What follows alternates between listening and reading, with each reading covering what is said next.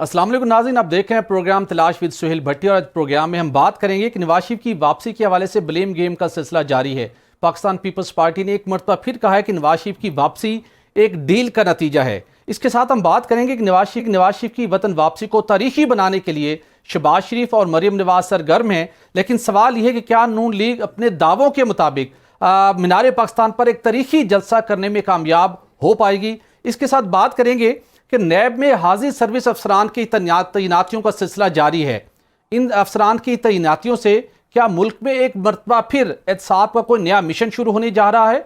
और इसके साथ बात करेंगे कि साबिक अरकान पार्लियामेंट जो कि अवाम के नुमाइंदे हैं और अवाम की ज़िंदगियों में बेहतरी लाने के दावे करते हैं, वो खुद अपने उनके अपने जो अपार्टमेंट्स थे उनकी किराए की अदायगियों के अंदर डिफ़ॉल्ट कर चुके हैं और उनको चिट्ठियाँ लिखी जा रही हैं, लेकिन कोई भी अपना किराया अदा करने को तैयार नहीं है। उसमें कौन कौन से ऐसे अरकान पार्लियामेंट है, साबिक अरकान पार्लियामेंट है जिन्होंने अभी तक अपने उन लॉजिस का किराया अदा नहीं किया। और उसके साथ बात करेंगे कि बिजली चोरी के बायस कौमी खजाने को कितना नुकसान पहुंच रहा था और अब तक क्या कार्रवाई अमल में लाई जा चुकी है। और उसके साथ आपको बताएंगे कि फवाद हसन फवाद ग्रुप के तगड़े रेट से खिलाफ नैब को शिकायत मौसूल हुई और अब नैब ने ऐसे ब्यूरोक्रेट्स के खिलाफ कार्रवाई का सिलसिला तो शुरू किया है, लेकिन कौन इस कार्रवाई की राह में रुकावट डालने की कोशिश कर रहा है। तो इस पर बात करने के लिए हमें स्टूडियो में ज्वाइन कर रहे हैं अदनान हैदर साहब, आप सीनियर सहाफ़ी हैं, एंकर पर्सन हैं। उसके साथ मुस्लिम लीग नून के रहनुमा समीउल खान बरकी हमें स्टूडियो में ज्वाइन कर रहे हैं। उसके साथ टेलीफोन लाइन पर हमें ज्वाइन करेंगे MKM के रहनुमा साजिद अहमद साहब और पाकिस्तान पीपल्स पार्टी के रहनुमा हसन मुर्जा साहब।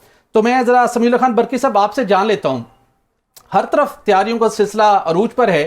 लाहौर में तो लगता है कि सिर्फ मुस्लिम लीग नून पंजाब में और उसको लाहौर का जो ना आपका मरकज़ है उसको खुल के तमाम तैयारियों की इजाज़त है, इस्तकबाल के लिए भी तैयारियां हो रही हैं, बड़े दावे भी हो रहे हैं। तो नून लीग किस हद तक पूरी उम्मीद है कि नवाज शरीफ की वापसी के बाद वो मीनार पाकिस्तान में उस लेवल का जलसा करने में कामयाब हो जाएंगे जिसके नतीजे में उनको आइंदा की हुकूमत बनाने की एक नवीद मिलेगी। बिस्मिल्लाहिर्रहमानिर्रहीम। भट्ट साहब बहुत मेहरबानी, शुक्रिया। देखिए, अगर पाकिस्तान मुस्लिम लीग नून की बात की जाए तो और लाहौर की बात की जाए तो पाकिस्तान मुस्लिम लीग नून का घर लाहौर है। अगर उसकी पहचान, हर पार्टी का एक अपना मरकज़ होता है, तो मरकज़ लाहौर है तो लाहौर है। तो लाहौर में मीनार पाकिस्तान पे इससे पहले भी जलसे हुए हैं, ये नहीं कि ये पहला जलसा है, लेकिन ये पाकिस्तान मुस्लिम लीग नून, हम ये दावा भी करते हैं और इंशाल्लाह ये ऐसा ही होगा कि ये पाकिस्तान की तारीख़ में सबसे बड़ा जलसा होगा। ये वो जलसा होगा जो इससे पहले कभी ऐसा जलसा नहीं किया गया होगा। क्यों कि उसके लिए पाकिस्तान मुस्लिम लीग नून पूरी जोश के साथ अपने कायद का इस्तकबाल करेगा और पूरे पाकिस्तान से कारकुन वहाँ पे शमूलियत का ऐलान करेंगे और शामिल भी होंगे और इस मियां नवाज शरीफ साहब को वेलकम कहेंगे। ठीक, अच्छा बरकी साहब, 2011 में भी पाकिस्तान तहरीक इंसाफ ने एक बड़ा जलसा किया था। तमाम मुबस्सरीन ये कहते हैं कि उससे सिस्टम की सपोर्ट हासिल थी। अब नून लीग भी उसी लेवल का एक जलसा करने जा रही है और हर तरफ से आपके माजी करीब के इत्तेहादी भी ये कह रहे हैं कि आपको सिस्टम की भरपूर सपोर्ट हासिल है। तो अवाम यही समझें कि इतना जो बड़ा जलसा होने जा रहा है और जितनी बड़े सरगर्मियां जारी हैं तो आपको सिस्टम की भरपूर सपोर्ट इस वक्त हासिल है। देखिए, मैंने आपको कहा ना कि पाकिस्तान मुस्लिम लीग नून का लाहौर मतलब गढ़ है, हमारी मतलब हेडक्वार्टर हमारा लाहौर है।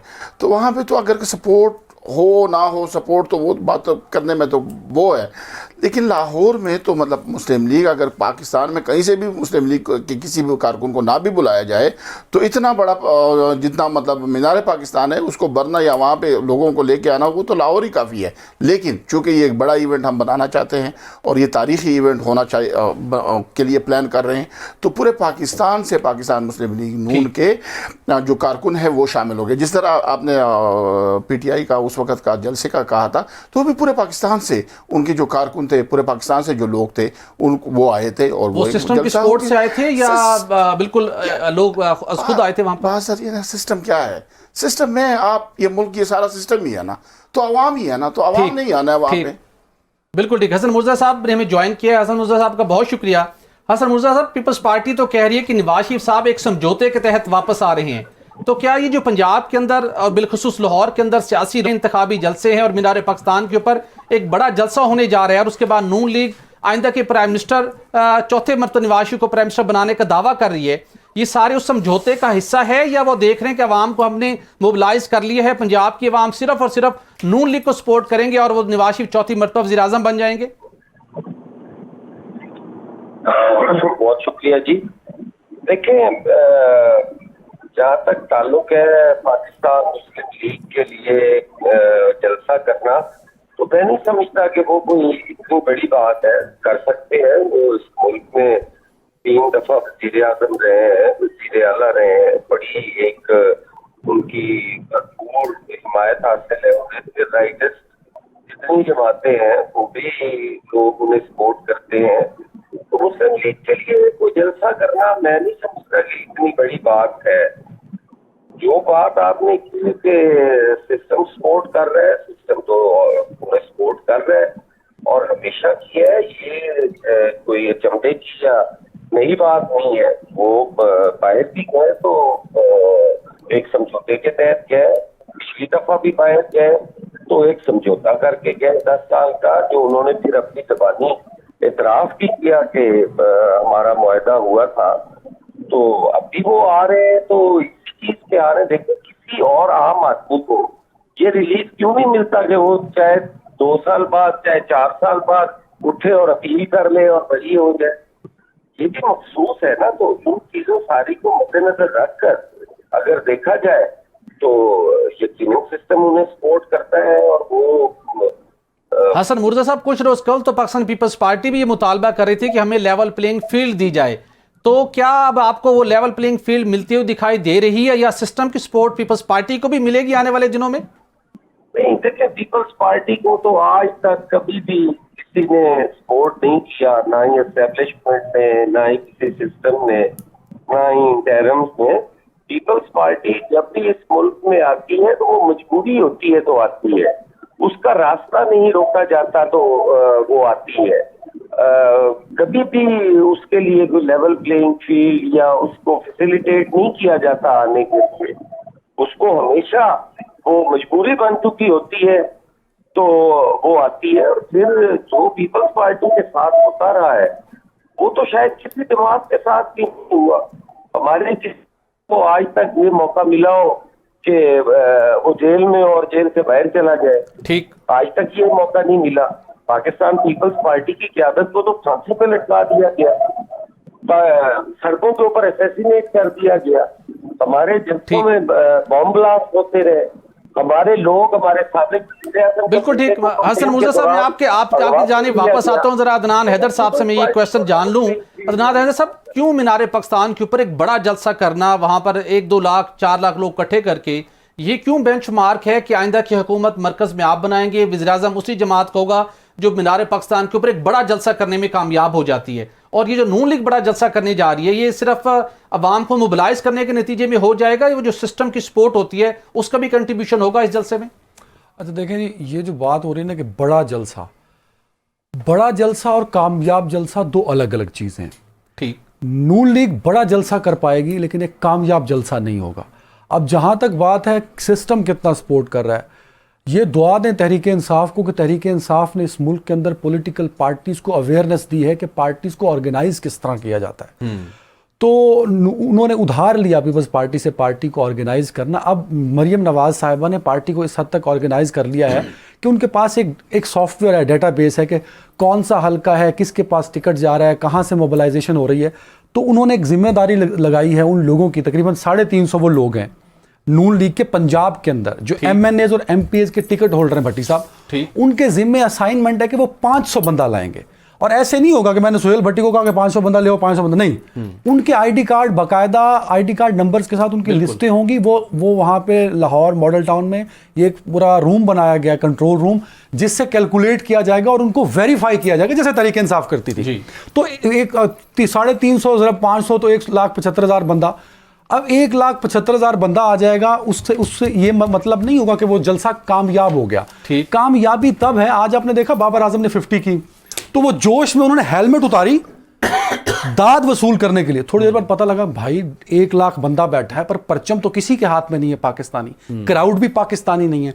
तो उन्होंने अपना चेहरा फेरा पवेलियन की जानिब कि मैं उधर से चलो थोड़ी सी, उन्होंने हेलमेट फंसा ली क्योंकि हेलमेट उतारना गलत मिसअंडरस्टैंड हो गया था ना उनसे। नवाज शरीफ जैसे ही पहुंचेंगे मीनार पाकिस्तान, उनको तब पता लगेगा। आप भी स्टेज पे कवर करते हैं ना, वो जाके बिल्कुल ठीक है। स्टेज से देखते हैं कि क्राउड का रिएक्शन क्या है। तो नवाज शरीफ साहब को भी दाद देने के लिए भट्टी किसी साहब पवेलियन लिख की तरफ लें, देखना पड़ेगा। ये बात लिख लें जो आज बाबर आजम का रिएक्शन था 50 के बाद, जी। उस क्राउड को देखते हुए कि क्राउड में तो खामोशी है, मैं क्यों हेलमेट उतार रहा हूं। तो जब नवाज शरीफ खड़े होंगे ना स्टेज के ऊपर, तो तब उन्हें समझ आएगी कि उन्होंने नाल हाथ हो गया। और मेरे ख्याल में वो मूवमेंट बड़ा ही खतरनाक होगा कि नवाज शरीफ को जिस तरह ट्रैप किया गया है। हाँ, ये बात दुरुस्त है कि नवाज शरीफ ने गारंटी ली है कि मेरे साथ पूरा सिस्टम खड़ा होगा और पूरा सिस्टम पिंडी से रेड जोन तक जी नवाज शरीफ के साथ खड़ा है। और नवाज शरीफ ने उसकी कमिटमेंट ली है एक गैर मुल्की सरबराह से। बिल्कुल तो ठीक। पूरा सिस्टम उनको सपोर्ट कर रहा है, तभी नवाज शरीफ आ रहे हैं। लेकिन वो बड़ा जलसा होगा, कामयाब जलसा नहीं होगा। कभी भी बंदों का मजमा इकट्ठा कर देने से आप ये नहीं कहते कि मैंने कामयाब जलसा कर लिया। बिल्कुल कामयाब ठीक। जलसे के एक डायनामिक्स डिफरेंट होता है। वो डिफरेंट है। हसन मुर्जा साहब, क्या आप समझते हैं कि जिन हालात के अंदर नवाज शरीफ साहब वापस आ रहे हैं, समझौता भी है, कमिटमेंट भी लेके आ रहे हैं, लेकिन फिर भी इस बात का खदशा मौजूद है कि नवाज शरीफ साहब के साथ हाथ हो जाए? नहीं, मैं नहीं समझता जी के हाथ होगा। नवाज शरीफ साहब के साथ हाथ नहीं होगा। नवाज शरीफ साहब को यहाँ लाना ही उनकी सबसे बड़ी कामयाबी है। हाथ क्या होना है? जहाँ तक कामयाब जलसे का है जी, जलसा तो बीबी शहीद ने जब तशरीफ लाई थी जी उतना कोई भी नहीं कर सका आज तक। पूरा एयरपोर्ट से लेके मीनारे पाकिस्तान तक ऐसे महसूस होता था जैसे सारा शहरी पीपल्स पार्टी है और सारा शहर ही बाहर निकला हुआ है और हर गली हर मोहल्ले में झंडे लेके फिर रहे हैं। उससे क्या फर्क पड़ा था? 18 महीने की हुकूमत मिली थी, 18 महीने बाद घर भेज दिया था। तो ये हम नहीं कह सकते। ये सब जलसा भी कर सकते हैं, वो इस पोजीशन में है कि वो जलसा कर सकते हैं और इससे अंदाजा भी नहीं लगाया जा सकता। हाँ, ये बात बिल्कुल दुरुस्त है कि लेकिन मुर्तजा भाई मेरी करेगा। सर एक मेरा पॉइंट है यहाँ पे। मुर्तजा भाई पॉइंट ले लीजिएगा अदनान साहब का। मुर्तजा भाई, मैं चाहता हूं मेरी जमहूरियत आखिरी सांसों पे है। अगर ये जो मैं कह रहा हूं अगर वो हो गया तो वो कत्ल हो जाएगी, ना हो। अरे भाई, वही लोग बैठे हैं ना जिन्होंने सिंध हाउस में होस्ट किया था, जिन लोगों ने उन मेजबानों के साथ हाथ हो गया। तो आप कैसे कॉन्फिडेंट है कि वही लोग नवाज शरीफ के साथ हाथ नहीं करेंगे? भाई, हाथ होना है ना। नवाज शरीफ अगर वजीर आज़म नहीं बनेगा तो नवाज शरीफ के साथ हाथ हो गया। This is simple story. देखिए, मैं जो जिस पैराए में मैं कह रहा हूं ना जी जी वो बिल्कुल आप उसके उलट कह रहे हैं। मैं हाथ होने का ये नहीं कह रहा कि इससे अंदाजा कर ले कि नवाज शरीफ आया है और क्राउड तो इकट्ठा हो गया लेकिन उसके साथ हाथ हो गया। मैं तो साफ आपको कह रहा हूँ कि क्या होता है उसके बाद 18 महीने के बाद हुकूमत फारिग हो जाती है। ठीक। और सिंध के अंदर कोई सिंध हाउस के अंदर होस्ट करने वाला कोई भी नहीं था। वो तो आपके जुर्म को जबर से तंग लोग थे, उन्होंने पनाह मांगी, पीपल्स पार्टी ने उन्हें पनाह दी कि आप जहाँ रहो, आपको कोई नहीं इस तरह तंग करेगा। ठीक हो गया। मैं जरा बरकी साहब से ये पॉइंट ले ले। तो बरकी साहब, आपकी बड़ी तैयारियां हैं, इतलात ये हैं कि इस्लामाबाद एयरपोर्ट के ऊपर भी कुछ इंतजामात किए हैं कि नवाज शरीफ साहब शायद आए, कुछ टाइम वो यहाँ क्याम करें या ऑप्शन 2 के तौर के ऊपर रखा जा रहा है। फिर वो लाहौर जाएंगे, जलसा करेंगे, उसके बाद अदालती कार्रवाई भी होनी है और पंजाब भर के अंदर जलसों के लिए हेलीकॉप्टर की बुकिंग भी हो चुकी है। लेकिन सवाल ये है कि नैब के अंदर भी गुज़श्ता 2 रोज़ कबल वहाँ पर एक सर्विंग अफसरान की तैनातियाँ हुई हैं। नैब दोबारा एक्टिव हो रहा है। नवाज शरीफ साहब की अभी इक्विटल नहीं हुई, वो एब्सकॉन्डर भी हैं और उनको अपने आगे केस का सामना भी करना है। अगर जो अदनान हजरत जिस जानिब इशारा दे रहे हैं, कोर्ट की जानिब से तो कोई कुछ नहीं कह सकते उनको रिलीफ मिलेगा या नहीं मिलेगा, उनकी अपील वहाँ पेंडिंग है। तो उसको सरप्राइज तो मिल सकता है नून लीग को और बिलखसूस मुस्लिम लीग नून के कायद नवाज शरीफ को। देखिए, थोड़ी सी हकीकत की तरफ देखना पड़ेगा। 98-99 में जब मियां नवाज शरीफ साहब को इस मुल्क से इक़्तिदार से निकाला गया तो यही नैब और यही केसेस बने थे। उसके बाद जो इक़्तिदार गुजरा वो वन मैन इक़्तिदार था, जो डिक्टेटर दौर था। उस डिक्टेटर दौर के में तमाम इख्तियारात खाली एक जगह पे थी। ठीक। लेकिन 2013 में मियां मोहम्मद नवाज शरीफ दोबारा इस मुल्क का वज़ीर आज़म बनाया। इन 13 सालों में या 12 सालों में नवाज शरीफ के ऊपर एक भी करप्शन का अगर केस कोई जेन्युइन होता या कोई भी ऐसा केस होता तो क्या उस 13 सालों में वो सजा ना पाते? 13 सालों में कहीं पे भी कोई एक भी चीज निकाले। अच्छा, अब पोजीशन यहाँ पे कन्विक्ट तो हुए ना, कोई सस्पेंड होगी बर्की साहब। पोजीशन पे चीज पे आ जाए और कन्विक्शन 2013 में जब मियां नवाज शरीफ इस मुल्क का वजीर आजम बना तो सर इस मुल्क के हालात क्या थे?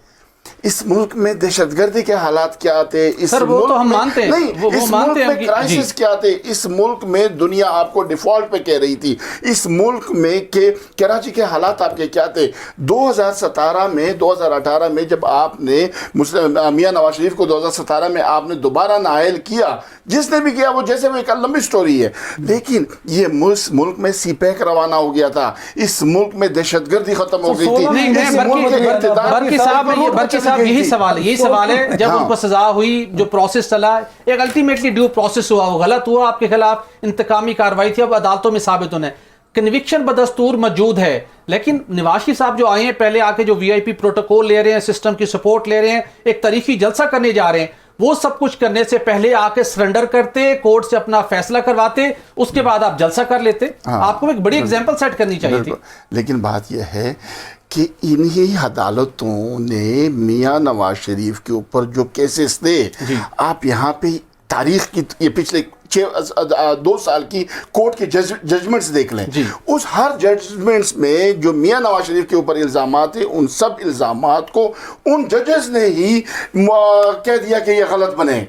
वो जो केसेस बने थे, जिन केसेस की सजा या जिन केसेस को फेस करने के लिए मियां नवाज शरीफ, वो तो पहले अदालतों ने फैसले दे दिए, पहले अदालतों ने कह दिया कि ये गलत बने थे, ये हमसे बनवाए गए थे, ये किसी ने बनाए थे और कैसे बनाए थे, तो वो चीज़ है। अब अगर मियां नवाज शरीफ साहब आ रहे हैं और वेलकम हो, एक पार्टी है, एक पार्टी के लीडर है, दुनिया में एक जमहूरी सिलसिले में जलसे भी होते हैं, उसका वेलकम भी होता है, ये कोई ऐसी बड़ी बात नहीं है कि अगर वो आ रहे हैं तो उसका इस्तकबाल करे या उसका जलसा हो। बिल्कुल ठीक है नाज़रीन, यहाँ पर एक ब्रेक लेंगे और ब्रेक के बाद ये बात अदनान हैदर साहब से ये क्वेश्चन करेंगे कि इस वक्त मुस्लिम लीग नून का एतमाद दीदनी क्यों है? 16 माह के अंदर जिस तरीके से रिकॉर्ड महंगाई हुई, उसके बावजूद नून लीग बहुत पुरएतमाद तरीके से आगे क्यों बढ़ रही है? Stay with us. Welcome back नाज़रीन। ब्रेक से पहले हम बात कर रहे थे कि 16 माह की रिकॉर्ड महंगाई के बावजूद मुस्लिम लीग नून का एतमाद आसमान से बातें कर रहे हैं। अदनान हैदर साहब, इसकी बुनियादी वजह क्या है? क्या नून लीग ने उसको अंदाज़ा हो गया कि पीटीआई मैदान में नहीं है और जितनी अवाम है जो वोटर है उसको अब वो अपने नए बयानी के ज़रिए से अट्रैक्ट कर सकते हैं? नवाज शरीफ आ रहे हैं, नवाज शरीफ आके पूरी सूरत हाल बदल देंगे, उनकी इस एतमाद की बड़ी वजह क्या है? ये तो मेरे तो ज़्यादा तोनू पता है और अल्लाह करता कि पाकिस्तान आपसे जानना चाहेंगे। अवाम को भी पता है जी। अब इस मुल्क में आप और मैं टीवी पे नहीं बोल सकते, पर इस अवाम को पता है कि असल वजह क्या है। काश इस मुल्क के अंदर 40 साल नवाज शरीफ साहब ने सियासत में गुजारे। मेरी तो बड़ी ख्वाहिश थी कि वोट को इज्जत दो का नारा लगाने वाला जनरल बाजवा और जनरल फैज़ का एहतसाब करने वाला आज खड़ा होता ना अपने बयानिए के साथ, आज नून लीग मैदान में उतरती कि मैं मुकाबला करूंगी तहरीक इंसाफ के, पर ऐसा है नहीं। उन्होंने एतमाद दिया है कि अगर वो एतमाद भट्टी साहब आपको मिल जाए तो आप डी चौक पे जाके शो करेंगे। तो वो तो ऐसी शख्सियत है, वो तो जिस मर्जी इस कैमरामैन को एतमाद दे दें, तो ये कैमरामैन शादी उठ के आ जाएंगे कि मैं प्राइम मिनिस्टर ऑफ पाकिस्तान हूं। इस मुल्क की तकदीर के साथ हमेशा मुक्तदर हल्कों ने मजाक किया है। तो ये एतमाद जो आपको दिखाई दे रहा है, कितना लॉन्ग लास्टिक हो सकता है? उस वक्त जब नवाज शरीफ साहब की कन्विक्शन मौजूद है, नैब दोबारा अपने पल पुर्जे निकाल रहे हैं, वहां पर बड़े पैमाने के ऊपर दोबारा भर्तियां हो रही है। नवाज शरीफ का कद एक बड़ा सियासी कद है। आपने 2011 में देखा कि इमरान खान कुछ भी नहीं था, पर बनाने वालों ने उसे बना दिया और इस नहज पर पहुंचा दिया कि आज वो जो बड़े सियासी कद के लोग हैं उनके मुकाबले में खड़ा है। तो नवाज शरीफ के साथ जब तक उनका एतमाद रहेगा, मेरा पॉइंट ये कि जब तक जी नवाज शरीफ ने तीनों, देखिए नवाज शरीफ के अंदर ना एक इनकलाबी है पर वो डरपोक हैं। इनकलाबी और डरपोक एक साथ नहीं चल सकते। लेकिन इनकलाबी का एक मसला होता है, इनकलाबी को ना हर कुछ महीनों के बाद जोश चढ़ता है। ठीक, तो वो पहली दफा भी यही चढ़ा, जोश चढ़ा, फिर उनको बताया गया डंडे के जोर पर तो वो डर गए। फिर दूसरी दफा जोश चढ़ा, फिर डंडा आया, वो डर गए। फिर तीसरी दफा जोश चढ़ा, फिर डंडा आया, वो डर गए।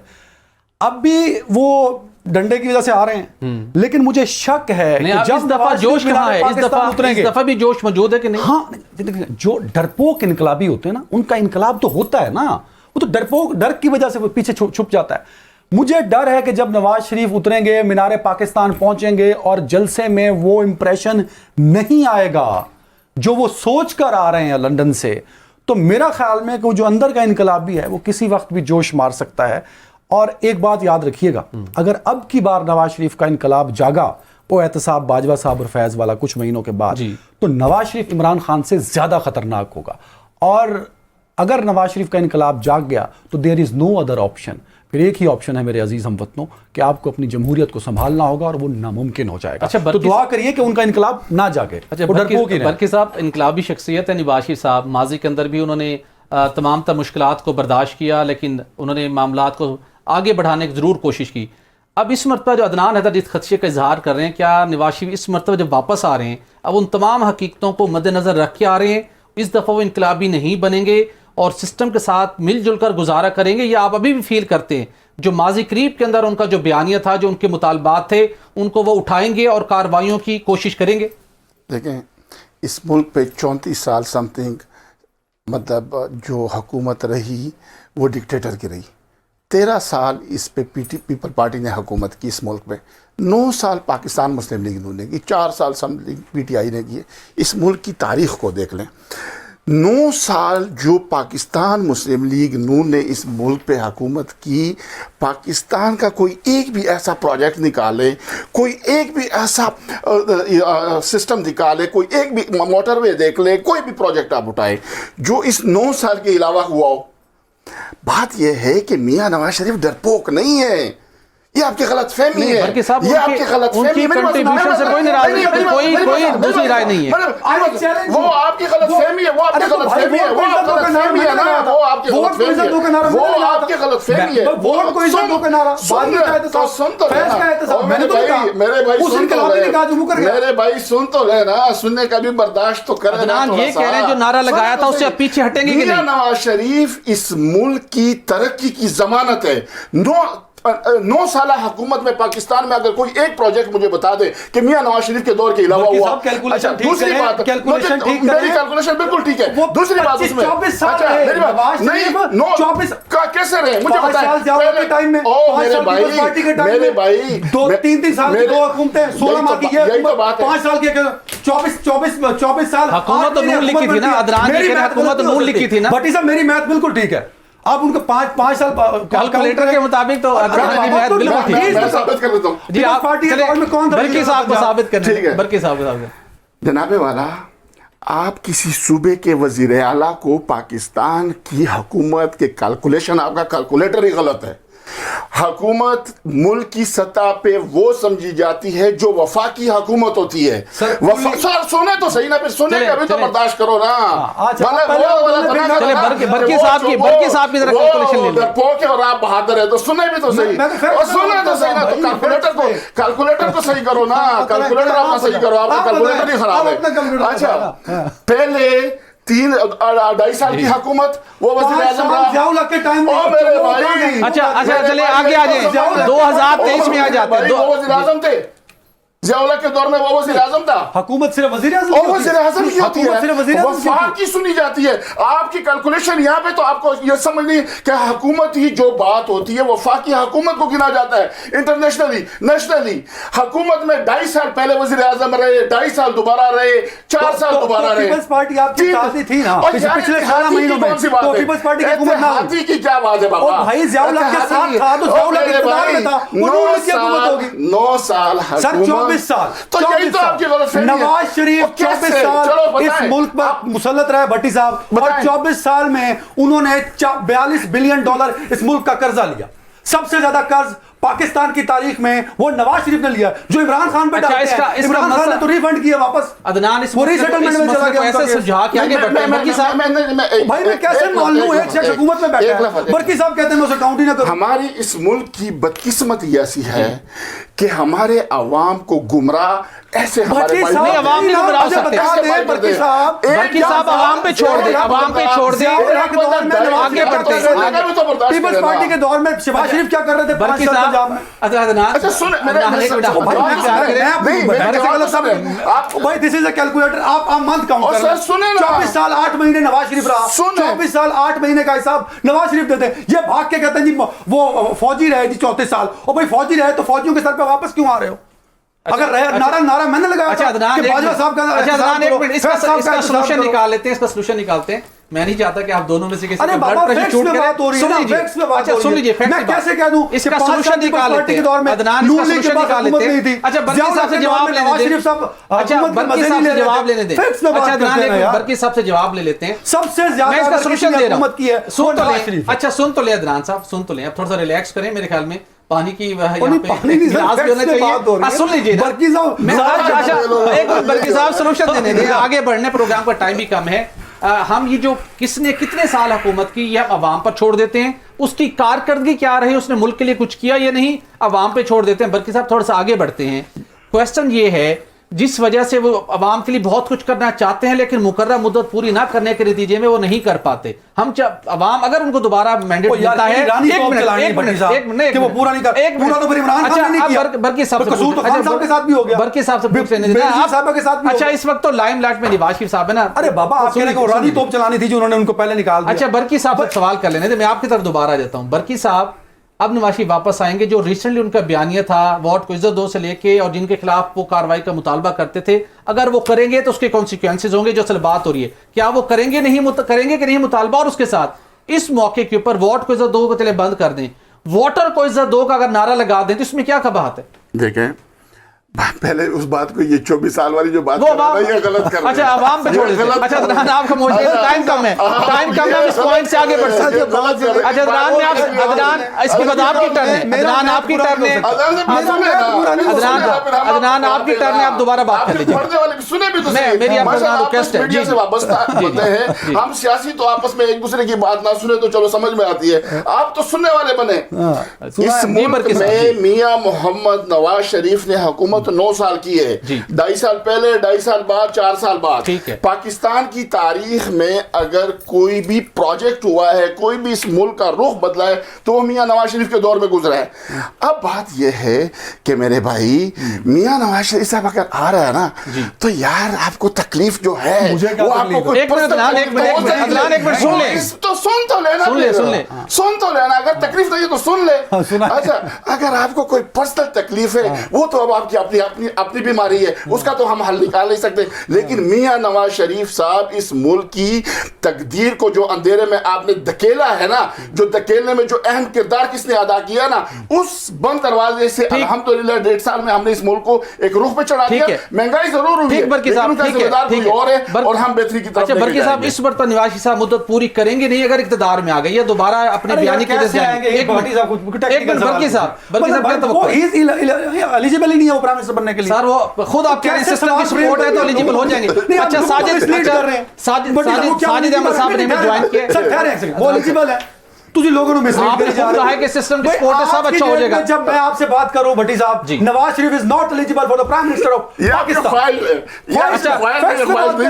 चलिए थोड़ा सा आगे चलते हैं, जरा सिंध का रुख करते हैं, सिंध का रुख करते हैं, जरा एमकेएम से भी बात कर लेते हैं। साजिद साहब एमकेएम के रहनुमा ज्वाइन करें। साजिद साहब आपका बहुत शुक्रिया। साजिद साहब, यहाँ पंजाब और मरकज के हवाले से तो पीपल्स बड़ा गिला शिकवा कर रही है मुस्लिम लीग नून से कि एक समझौते के तहत आ रहे हैं और उनको यहाँ पर भरपूर तरीके से लेवल प्लेइंग फील्ड मिल रही है। एमक्यूएम को भी बड़े गिले शिकवे हैं कि जो निगरान हुकूमत है वो पाकिस्तान पीपल्स पार्टी की सिंध में बी टीम है, और अब आपको भी बहुत से कंसर्न है उस हवाले से। तो जब वहां पर निगरान हुकूमत पीपल्स पार्टी की बी टीम है, तो इस हद एमक्यूएम आने वाले दिनों में कैसे बड़े पैमाने के ऊपर उभर कर सामने आएगी? आपको तो बहुत से मुश्किलात होंगी। अस्सलाम वालेकुम। जी वालेकुम सलाम। अच्छा, एक तो ये कि देखिए बिल्कुल इसमें शक नहीं कि पाकिस्तान पीपल्स पार्टी ने गुज़श्ता 15 साल के अंदर सिंध को तबाह बर्बाद करके रख दिया है, और ये वैसे तो जमहूरियत का राग आप लाते हैं, लेकिन ये जमहूरी पार्टी बेसिकली है नहीं। ये सब अगर ये जमहूरी जमातें होती, पार्टीज होती, तो ये पूरे पाकिस्तान के अंदर लोकल गवर्नमेंट सिस्टम को स्ट्रॉन्ग करते, जो कि गली मोहल्लों की सतह पर लोगों के लिए काम करते हैं, ठीक है ना। अच्छा, दूसरा ये कि दोनों ही मुस्लिम लीग नून या पीपल्स पार्टी, हम समझते हैं कि दोनों ही जमातें सिंध की सतह पर पीपल्स पार्टी सेटिंग में है, अपनी निगरान गवर्नमेंट लेके आ गई है, और पंजाब की सतह पर पाकिस्तान मुस्लिम लीग नून वो सेटिंग में है और वो अपना सिस्टम पूरा लेकर आ गए हैं पंजाब के अंदर।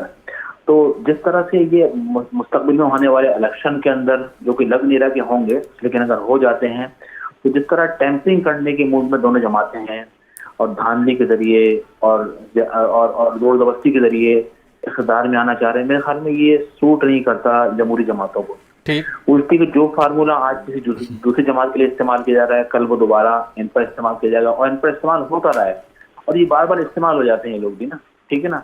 और बेहतर तरीका ये है कि आप लोगों में जाएं और लोग आपको रास्ता देंगे इलेक्शन का, लोग आपको वोट के जरिए ऐवानों तक पहुंचाएंगे। आप बार बार लोगों के जरिए, ठीक, पब्लिक के जरिए, बिल्कुल ठीक है साजिद साहब, लेकिन साजिद साहब ये एक बड़ा अलमिया नहीं है कि MQM जिन खदशात का इस वक्त इजहार कर रही है, जब इक्तदार का हिस्सा हासिल करना हो, यही पाकिस्तान पीपल्स पार्टी हो या मुस्लिम लीग नून हो, आप इन्हीं के इत्तेहाद का हिस्सा बन जाते हैं, उस वक्त तमाम कंसर्न खत्म हो जाते हैं। अब इलेक्शन लड़ना है, वोट लेने हैं, तब उन जमातों के ऊपर आप शदीद किस्म के इल्जामात भी आयद कर रहे हैं, अपने तहफ़्फ़ुज़ात का इजहार भी कर रहे हैं। तो MQM अपना एक क्लियर कट रोड मैप रखते हुए, भले वो इक़्तिदार में रहे या ना रहे, एक अपनी पहचान क्यों नहीं मुतारिफ कराती? इक़्तिदार का हिस्सा बहुत जल्दी बन जाते हैं। देखिए, MQM की अपनी एक पहचान है कराची की सतह पर, और MQM ने कराची के अंदर बहुत बड़े पैमाने पर डेवलपमेंट के काम किए हैं, और MQM के डायरेक्ट लोगों के अंदर है, अवाम के अंदर है। असल मसला ये कि पाकिस्तान के अंदर ऑप्शन और कोई है नहीं। देखिए, हमने पाकिस्तान तरीके इंसाफ, क्योंकि MQM एक सिंध की सतह की जमात है, और उसकी पॉलिटिक्स कराची, हैदराबाद में इत्तेफाक, ठट्टा वगैरह और इन जिलों के अंदर है जी। और यानी आधे सिंध की जमात कह सकते हैं आप पाकिस्तान, MQM पाकिस्तान को ना। बिल्कुल ठीक। अच्छा, बाकी MQM हमेशा इलाई रहती है, इत्तेहादी रहती है। अगर हम किसी जमात से इत्तेहाद ना करेंगे, वो मजबूरी हमारी है ना, अगर हम किसी जमात से इत्तेहाद नहीं करेंगे तो हम लोगों के काम किस तरह करवा सकते हैं? एक तो वजह ये होगी। दूसरा एक पॉइंट ये है, ये शिकायत हम बेसिकली आपने मुझसे ये शिकायत की और मैंने आपसे आप उस आंसर दे दिया, लेकिन असल वजूहात ये है कि 15 साल में पाकिस्तान पीपल्स पार्टी ने सूबे के अंदर खुल के लूट मार की, चोरी की, डकैती की, करप्शन किया, खुल के खाया इन लोगों ने। कोई तामीराती तरक्की भी काम नहीं। तो मुस्तकबिल में आप पीपल्स पार्टी के साथ इत्तेहाद करेंगे कभी दोबारा? मैं एक अहम बात करने जा रहा हूँ। हमारा सवाल ये कि क्या वो इदारे जो पाकिस्तान के अंदर लोगों को इंसाफ फराम करते हैं, अकाउंटेबिलिटी के इदारे हैं यहाँ पर मौजूद हैं, FIA NAM मौजूद हैं, वो 15 साल में कहाँ थे? 15 साल में वो इदारे कहाँ थे कि खुल के खाते रहे, खुल के इन्होंने चोरी की, पाकिस्तान का माल इस तरह से खाया है कि अरबों खरबों की सूरत में दुबई गया और दीगर दुनिया के दीगर ममालिक में यहाँ से इन्वेस्टमेंट गई। दुनिया को पता, सब पता है कि। चलिए साजिद साहब, आपका बहुत शुक्रिया। आपके बड़े संगीन इल्जामात हैं पीपल्स पार्टी के ऊपर। अब इलेक्शन के अंदर अवाम तय करेंगे किसने क्या किया और किसका क्या माजी के अंदर कंडक्ट रहा।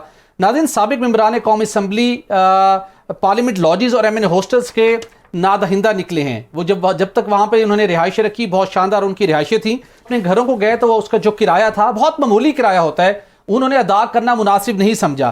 कुछ मालूमात हमें हासिल हुई जो कि खतूत लिखे गए हैं इन तमाम अरकान को जो कि नादहिंदा हैं, जिसके अंदर बड़े मंशे हुए नाम हैं और सारे अरबोपति हैं, लेकिन जो सेंस ऑफ रिस्पॉन्सिबिलिटी है और जो अपना फ़र्ज अदा करना है वो इस हकीकत की आश्कार कर रहे, इस हकीकत को कि सरकारी वसाइल का सब बेदरेग इस्तेमाल करते हैं। जब अदायगी का मामला हो तो अरबोंपति हो या कोई लाखपति हो, वो कोई भी इसकी परवाह नहीं करता। डॉक्टर फहमीदा मिर्ज़ा साहिबा 60,000 रुपये की नादहिंदा हैं, उनको खत लिखा गया है। साबिक स्पीकर कौमी असम्बली असद कैसद साहब 54,000 के नादहिंदा हैं।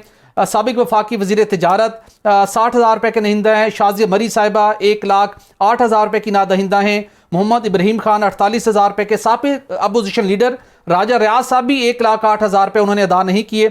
मखदूम खुसरो बुख्तियार साहब, इसी तरह साबिक वफाकी वज़ीर सैयद मुर्जा महमूद साहब। तो एक तवील लिस्ट है जिन्होंने अपने किराया अदा नहीं किए और खामोशी से घर चले गए।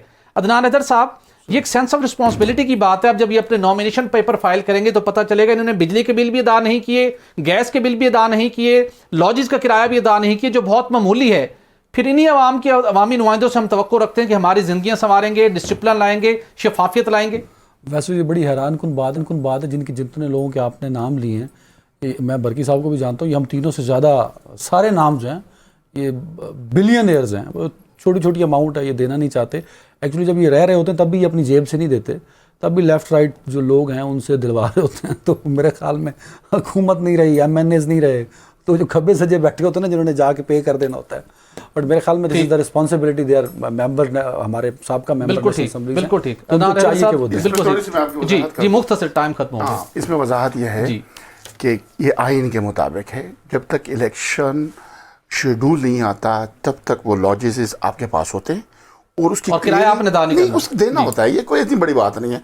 जब जैसे ही इलेक्शन शेड्यूल आ जाता है तो हर MNA हर MPA या जो भी जिसके पास भी जो लॉजेज है वो उसकी क्लियरिंग लेता है। क्लियरिंग लेने के बाद वो जैसे शेड्यूल आ जाएगा, बिल्कुल ठीक है। बल्कि साहब आपका शुक्रिया, अदनान हैदर साहब आपने वक्त शुक्रिया। नाज़रीन, एक बड़ा अलमिया है कि हम जब इलेक्शन वक्त पे आएगा, जब अपने नॉमिनेशन पेपर रिजेक्ट होने का खदशा हो तो हम फिर बिल अदा कर देते हैं, उससे पहले ना बिजली का बिल अदा करते हैं ना गैस का।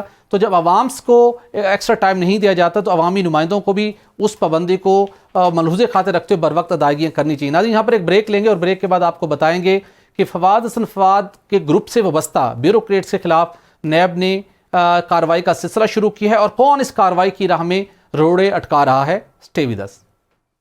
वेलकम बैक नाज़रीन। बिजली चोरी के बायस कौमी खजाने को सालाना 600 अरब रुपए जबकि आवाम को महंगी बिजली का अजाब झेलना पड़ रहा है। बिजली की तकसीम कार कंपनियों के अमले की गफलत और मुबैना मिली भगत के बायस बिजली चोरी का सिलसिला थमने का नाम नहीं ले रहा, जिसके नतीजे में निगरान वफाकी हुकूमत ने बिजली चोरों और नादहिंदगान के खिलाफ जीरो टॉलरेंस का फैसला करते हुए कार्रवाइयों को सिलसिला शुरू किया, जिसके नतीजे में अब तक 20 अरब रुपए की वसूली हो चुकी है। 15,000 बिजली चोरों को गिरफ्तार, जबकि बिजली की तकसीम कार कंपनियों के 137 मुलाजमीन के खिलाफ कार्रवाई शुरू हो चुकी है। इसके साथ साथ वफाकी हुकूमत ने बिजली चोरी में तकसीम कार कंपनियों के अफसरान, मुलाजमीन और बिजली चोरों का जो एक गठजोड़ था उसको तोड़ने के लिए अब इन कंपनियों में FIA अफसरान को तैनात करने का सिलसिला भी शुरू कर दिया है। अब पिशावर, सक्खर और हैदराबाद इलेक्ट्रिक सप्लाई कंपनी में FIA के अफसरान को तैनात किया जा चुका है। वाजबात वसूली और बिजली चोरों के खिलाफ इस्लामाबाद इलेक्ट्रिक सप्लाई कंपनी का पुलिस और ज़िले इंतजामिया के ताउन से क्रैकडाउन जारी है। आइस्को के तमाम operation circles Islamabad Rawalpindi city, Rawalpindi cantt, Attock, Jhelum और चकवाल की रिकवरी टीमों की भरपूर कार्रवाइयों का सिलसिला तसलसल के साथ जारी है। माह सितंबर से जारी इस मुहिम में अब तक 16,537 रनिंग डिफॉल्टर से 18 करोड़ 12 लाख रुपए, जबकि 7,640 डेड डिफॉल्टर से 20 करोड़ 33 लाख रुपए से जायद के वाजिबात वसूल किए जा चुके हैं। आइस्को के chief executive officer doctor Mohammad Amjad Khan के मुताबिक ये कामयाबी आइस्को, पुलिस और ज़िले इंतजामिया की मुश्तरका काविशों का नतीजा है और इस मुहिम में हुकूमत पाकिस्तान और वजारत तवानाई की हमें हर किस्म की सपोर्ट हासिल है। इसके साथ उन्होंने बिजली सार्फिन से ये इस्तदा की है कि वो अपना बिजली का बिल बर वक्त अदा करें ताकि बिजली की बिलातातुल फराहमी को यकीनी बनाया जाए और सिस्टम अपग्रेडेशन के लिए जारी मंसूबों को भी बर वक्त मुकम्मल किया जा सके। इसी मौजू पर बात करने के लिए हमें ज्वाइन कर रहे हैं तर्जुमान आइस्को राजा आसिम नज़ीर साहब। राजा साहब, आपका बहुत शुक्रिया। मैं आपसे जानना चाहूँगा, बिजली चोरी एक ऐसा नसूर है जिसके नतीजे में कौमी खजाने को भी सालाना 600 रुपये का नुकसान पहुँचता है। उसके साथ साथ जो बिल अदा करने वाले सार्फिन हैं आगे चल के गर्शी कर्जे की वजह से खमियाजा उनको भी भुगतना पड़ता है। आइस्को ने अब तक जो बिजली चोरों के खिलाफ मुहिम शुरू की है, कैसे आप वहां तक पहुंचे, उसमें रुकावटें किस किस्म की रुकावटों का सामना करना पड़ा और आप क्या समझते हैं कि आइस्को जिस कंपनी को हम पाकिस्तान की सबसे बेहतर कंपनी तस्वुर करते थे, वहां पे आइंदा आने वाले दिनों में जो बिजली चोरी का मामला है वो किस हद तक खत्म हो सकेगा? जी, बहुत शुक्रिया आपने हमें मौका दिया कि इस्लामाबाद इलेक्ट्रिक सप्लाई कंपनी जो बिजली चोरों के ख़िलाफ़ और डेड डिफ़ॉल्टर्स और रनिंग डिफ़ॉल्टर्स के अगेंस्ट जो कार्रवाइयाँ तसलसल से कर रही है उसको हम पब्लिक के नोटिस में ला सकें और उनको हम ये यकीन दिला सकें कि अदारे अल्हम्दुलिल्लाह एक्टिवली काम कर रहे हैं।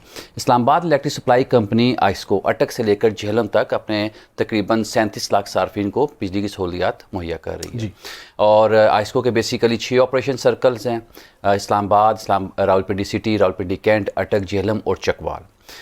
7 सितंबर 2023 हुकूमत पाकिस्तान वजारत तवानाई की डायरेक्टिव्स पे एक कम्प्रिहेंसिव एक्शन स्टार्ट किया गया बिजली चोरों और उनके सहूलतकारों के अगेंस्ट और इसमें आइस्को की MNT, आइस्को की ऑपरेशन और आइस्को की सर्वेलेंस की टीमें they are doing a wonderful task और इस जो जैसे कि आपने अपने इंट्रो में बता दिया कि इस कैंपेन के दौरान हमें हुकूमत, वजारत तवानाई, पुलिस और दीगर लॉ इन्फोर्समेंट एजेंसीज का भरपूर ताउन हासिल है। अच्छा, तो एक इंप्रेशन था सोसाइटी के अंदर कि बिजली की तकसीम कार कंपनियों के अमले की मिली भगत से बिजली चोरी होती है। जब आपने क्रैकडाउन किया, कोई ऐसी शिकायत सामने आई और जो लोग मुबैना तौर के पर मुलव्विस थे या किसी की गफलत थी उनके खिलाफ भी कंपनी ने कोई कार्रवाई की?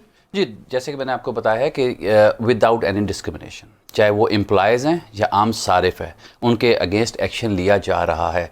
पहले मैं आपको एम्प्लॉयज़ के बारे में बता देता हूँ, फिर उसके बात बताता हूँ कि हमने अभी तक कितने लोगों को बिजली चोरी करते हुए गिरफ्तार किया है। जहाँ तक एम्प्लॉयज़ का ताल्लुक है, बिल्कुल पहले एक तासुर था जनाब कि ये बिल्कुल लो लेवल पे एक्शन लिया जाता है। डेफिनेटली देखें, अच्छाई बुराई हर जगह मौजूद है, नेगेटिव एलिमेंट्स हर जगह मौजूद हैं जिनकी सरकूपी हमने करनी है। हम पहले भी एक्शन ले रहे थे, अभी जैसे कि आपको बताया कि मैं फुल सपोर्ट है, तो अभी हमने मैं एग्जैक्ट शायद आपको फिगर्स ना बता सकूँ, हमने एक्सियन, STO, LS, ALM हर लेवल पे जो लोग हैं जो मुलव्वस हुए या उन्होंने अपनी ड्यूटी में कोताही का सबूत दिया, प्रॉपर उन एरियाज को चेक नहीं जब किया। कभी कार्रवाइयाँ होती थी तो कुछ तगड़े किस्म के कस्टमर होते हैं जिनकी कोई पॉलिटिकल बैकिंग होती है, उनकी सिफारिश होती है, तो कंपनी के लोग वहां पर कार्रवाई करने से इज्तनाब करते थे।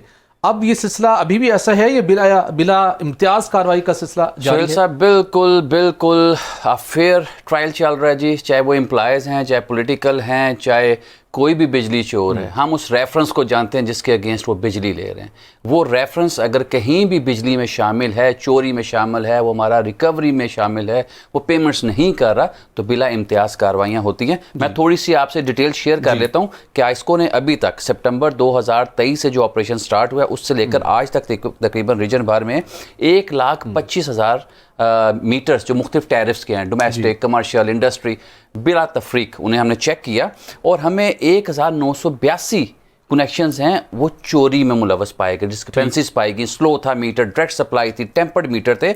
उसकी बुनियाद पे जो मुतलका सार्फिन हैं उन्हें हमने 27 लाख से ज़ायद के यूनिट्स डेबिट किए हैं, जिनका जो ऑलमोस्ट जुर्माना बनता है वो 12,88,00,000 है, जो एक बड़ी अमाउंट है। और we are trying our best कि इसमें से हमने मोर देन मेरे ख्याल में 80% अमाउंट रिकवर भी कर ली है। सिर्फ ये नहीं, अब उनके खिलाफ पुलिस भी कार्रवाई कर रही है। बिल्कुल ठीक, ये बड़ी अच्छी इनिशिएटिव है आपके। हमें ये ज़रूर बताइएगा कि ये एक्शन होना चाहिए और ये जारी रहेगा, लेकिन इसके साथ टेक्नोलॉजी एक ऐसा रास्ता है जिसके ज़रिए से ऐसे मसाइल का मुस्तकिल बुनियादों के ऊपर हल निकाला जा सकता है। एडवांस मीटिंग इंफ्रास्ट्रक्चर एक माजी के अंदर हमने सुना था लेकिन इम्प्लीमेंट नहीं हो पाया। ये AMI सिस्टम है क्या, और आइस्को इसके अंदर क्या काम कर रही है इसकी इम्प्लीमेंटेशन के हवाले से? जी सुहेल साहब, technology always works regarding better results, regarding quick results. और AMI बेसिकली एब्रीवेशन है एडवांस मीटरिंग इंफ्रास्ट्रक्चर। और इस्लामाबाद इलेक्ट्रिक सप्लाई कंपनी अल्हम्दुलिल्लाह हमेशा से न्यू टेक्नोलॉजी को अडॉप्ट करने में और उसके बेनिफिट्स जनरल पब्लिक तक पहुंचाने में उसने हमेशा पहल की है। AMI बेसिकली एक state of the art technology है और इसका भी हमने जो आगाज़ किया है, इंशाल्लाह हम आपको फर्दर कंप्लीट ब्रीफ AMI पे देंगे। जनवरी 2024 से मीटर लगना शुरू हो जाएंगे पिंडी में, 14 लाख मीटर हमने लगाने हैं। और अभी पैरेलल बैक एंड पे हमारा कंट्रोल रूम, AMI जो लैब्स वगैरह वो बन रहे हैं। ये बताइएगा कि AMI मीटर जो अब नॉर्मल मीटर है इसका डिफरेंस क्या होगा, कैसे ये वर्क करेगा? जी, AMI मैंने आपको बताया कि state of the art technology है। इसमें जहाँ कुछ फ़ायदे कंज्यूमर्स के हैं, उसके पैरेलल कंपनी को भी उसके फ़ायदे हासिल होंगे। सबसे पहले कंज्यूमर्स की मेन कंप्लेंट्स क्या होती थी, ओवर बिलिंग, रॉन्ग रीडिंग, उसका 100% ख़ात्मा मुमकिन होगा। इसमें ऐसा है कि ऑटोमेटिकली इसकी रीडिंग्स आएंगी। फॉर एग्जांपल आपकी डेट फिक्स है 30 अगस्त को हमने इसकी करनी है, रीडिंग करनी है, तो 30 अगस्त को ऑटोमेटिकली बैक एंड पे हमारा जो हमारा कंट्रोल रूम है, ऑपरेशन रूम है, उस दिन ये रीडिंग्स चली जाएंगी। कोई ह्यूमन इंटरवेंशन नहीं होगा, कोई मीटर रीडर नहीं आएगा। एक तो आपकी 100% रीडिंग करेक्ट हो गई, आपको बिल टाइम पे मिल गया। दूसरी जो इसमें सबसे अहम चीज़ है, जो भी सारिफ के पॉइंट ऑफ व्यू से बता रहा हूँ कि सारिफ 24 आवर्स राउंड द क्लॉक अपनी कंजम्पशन को एक ऐप जिसके थ्रू हम उसको लिंक कर देंगे, उसको मॉनिटर कर सकेगा। उसका बिल जो है फॉर एग्जाम्पल 5, 10, 20 जो भी उसकी लिमिट है उसके मुताबिक अपने आप को मैनेज कर सकेगा। ये कंज्यूमर के पॉइंट ऑफ व्यू से हो गया। अब हम आते हैं थेफ्ट के ऊपर। हाँ, थेफ्ट बिजली चोरी रोकने में भी हेल्पफुल होगा? जी बिल्कुल। इसमें ऐसा है कि बेसिकली इसके मुख्तलिफ पॉइंट्स पे मीटर्स लगे होंगे। For example 132 kV grid station से हम बिजली 11 kV फीडर्स की तरफ ट्रांसमिट करते हैं। तो वहाँ से फॉर एग्जांपल हम कहते हैं 10,000 यूनिट्स ने मूव किया है ग्रिड से, तो आगे फॉर एग्जांपल 9,000 यूनिट्स पहुँचे, तो हम वो 1,000 जो यूनिट्स है उसका खोज लगाएंगे कि 1,000 यूनिट्स कहाँ गया। और इसी तरीके से ट्रांसफार्मर जो हमारा डिस्ट्रीब्यूशन होता है, ट्रांसफार्मर से कंज्यूमर प्रेमिसेस पे जब बिजली जाएगी तो उस पे भी हमें अंदाज़ा हो जाएगा इसमें हमारे 200, 300, 1000, 2000 यूनिट्स की हमें कम बिलिंग हुई है, तो वो यूनिट्स कहाँ गए। तो उस पे इंशाल्लाह दिस इज़ अ वेरी बेहतरीन एक मंसूबा है और इंशाल्लाह हमेशा की तरह। लास्ट में ये ज़रूर बता दीजिएगा सिस्टम अपग्रेडेशन की अशद ज़रूरत है ताकि जो जितनी बिजली की डिमांड है सारिफ तक वो बिजली पहुँच सके। आइस्को का इस हवाले से क्या प्लान है जो सिस्टम अपग्रेडेशन के हवाले से? जी बिल्कुल, सिस्टम अपग्रेडेशन किसी भी पावर डिस्ट्रीब्यूशन कंपनी के लिए बेहद अहम होता है और आज को अल्हम्दुलिल्लाह इस सिलसिले में नए पहले जो ऑलरेडी ग्रिड स्टेशन मौजूद हैं उनकी अपग्रेडेशन पे खुसूसी तवज्जो दे रहा है। इसके अलावा नए ग्रिड स्टेशन डिमांड को देखते हुए, बिजली की डिमांड को देखते हुए और जो फर्दर सिनेरियोज होते हैं ओवरलोडिंग, लो वोल्टेज, उन मामला को देखते हुए नए ग्रिड स्टेशन को भी टाइमली बिल्टअप कर रहा है। बिल्कुल ठीक। आसिम अजीज साहब आपका बहुत शुक्रिया। नाज़रीन, आपने जाना के साथ बिजली चोरी का खात्मा और उसके साथ रिकवरी को बेहतर बनाने के लिए इस्लामाबाद इलेक्ट्रिक सप्लाई कंपनी के रीजन में ऑपरेशन जारी है। आप भी अपने आसपास नजर रखिए, जो लोग बिजली चोरी में मुलविस हों आप एक मुतल्लिका नंबर के ऊपर कॉल करके अपना किरदार अदा कीजिए ताकि ये जो बिजली चोरी का नसूर है ये हम अपने मुआशरे से ख़त्म कर सकें और उसके साथ साथ मुस्तकिल बुनियादों के ऊपर बिजली चोरी के खात्मे के लिए एडवांस मीटरिंग इंफ्रास्ट्रक्चर भी नागुज़ीर है। उम्मीद करते कि आने वाले दिनों में ये टेक्नोलॉजी हमें इन प्लेस होते हुए दिखाई देगी। नाज़रीन, पाकिस्तान में जब भी कोई हुकूमत आई इसने यही दावा किया कि मुल्क को करप्शन से पाक कर देंगे, मगर हमेशा ये नारे दावों की हद तक ही महदूद रहे। मगर नैब कभी कभार करप्शन के खिलाफ सख्त अज़म लिए कार्रवाइयाँ शुरू करती है मगर ये कार्रवाइयाँ न जाने क्यों मंतकी जाम तक नहीं पहुँच पाती। National transmission and dispatch company के 3 अफसरान ने वफाकी वजीर निजकारी फवाद ग्रुप के ब्यूरोक्रेट्स के खिलाफ अरबों रुपए की मुबैना करप्शन के इल्ज़ाम आयद करते हुए तहकीकात का मुतालबा किया है। इन अफसरान ने ये इल्ज़ाम आयद किया है कि फवाद ग्रुप के ब्यूरोक्रेट्स पर जो ब्यूरोक्रेट्स हैं वो पावर सेक्टर में अरबों रुपए की लूट मार में मुलविस हैं। साबिक एडिशनल सेक्रेटरी पावर डिवीजन और मौजूदा चेयरमैन नेपरा वसीम मुख्तार और साबिक joint secretary power division Ahmad Taimur Nasir समेत फवाद ग्रुप के ब्यूरोक्रेट्स को मुस्लिम लीग नून के दौरे हुकूमत में बड़े ओहदों पर फाइज किया जाता है ताकि वो भरपूर तरीके से पैसा इकट्ठा कर सकें। वसीम मुख्तार, अहमद तैमूर नून लीग के वफादार और उनके लिए मनी मेकिंग मशीन हैं, ये अल्फाज इस्तेमाल किए गए हैं इस खत में। इसके साथ साथ नून लीग के दौरे हुकूमत में वसीम मुख्तार को MD यूटिलिटी स्टोर्स और उसके साथ पंजाब में अहम ओहदों पर तैनाती भी उनकी की गई। इसके साथ साथ PDM की हुकूमत ने 10 अगस्त को वसीम मुख्तार को चेयरमैन नेपरा तैनात करने की मंजूरी दी थी। वसीम मुख्तार और अहमद तैमूर नासिर पर इल्ज़ाम आयद किया गया है कि मटियारी भिक्की ट्रांसमिशन लाइन में चीनी कॉन्ट्रैक्टर से 2 अरब रुपए किकबैक लिया गया। मटियारी भिक्की ट्रांसमिशन लाइन बगैर टेस्टिंग के एनर्जाइज करवा दी गई। ट्रांसमिशन लाइन की टेस्टिंग के लिए 4000 मेगावाट बिजली दस्तयाब होना लाजिम थी, जो कि नहीं थी। अरबों रुपए नुकसान पहुंचाने की कोशिश की गई। चकवाल में ग्रिड स्टेशन के लिए खरीदी गई एक अराजी को उसको किसी और कंपनी को फरोख्त कर दिया गया, जिसके नतीजे में कौमी खजाने को करोड़ों रुपए का नुकसान पहुंचाया गया। ग्रिड स्टेशन के लिए 260 जो एकड़ अराजी थी, तो ग्रिड स्टेशन के लिए जो अराजी खरीदी गई वो 260 मिलियन रुपए में खरीदी गई और इसको खरीद कर इस जमीन को 1000 मिलियन में एक प्राइवेट पार्टी को फरोख्त कर दिया गया। इसके साथ साथ चकवाल में ग्रिड स्टेशन पर 2018 में काम शुरू होना था और 2020 में मुकम्मल होना था, लेकिन अभी तक काम शुरू नहीं हुआ, जिसकी वजह से अरबों रुपए का नुकसान हो रहा है। मामले की इंक्वायरी करने वाली कमेटी को धमकाया गया कि इंक्वायरी तब्दील करवाई जाए और इसकी भरपूर कोशिश की गई। नैब ने अब secretary power division Rashid Langrial को 20 सितंबर को खत लिखते हुए मजीद कार्रवाई की हदायत की है, मगर 25 रोज गुजरने के बावजूद पावर डिवीजन की जानिब से अभी तक कोई बड़ी पेशरफ्त इस सिलसिले में सामने नहीं आ सकी। और इसके साथ साथ ज़राए का यह कहना है कि तगड़े ब्यूरोक्रेट्स से मुतल्लिक कोई कार्रवाई ताहाल अमल में नहीं लाई जा सकी। ज़राए का दावा है कि तगड़े ब्यूरोक्रेट्स इस वक्त अहम तरीन ओहदों पर फाइज हो चुके हैं, लिहाजा नैब के खत को दाखिल दफ्तर कर दिया गया है। मगर हम उम्मीद करते हैं कि secretary power division Rashid Langrial नैब के इस खत पर तहकीकात करके एक ट्वीट के जरिए हकाइक कौम के सामने लाजमी लाएंगे। नाज़रीन, आज के प्रोग्राम का वक्त खत्म हो जाता है, इजाजत दीजिए, अल्लाह हाफिज।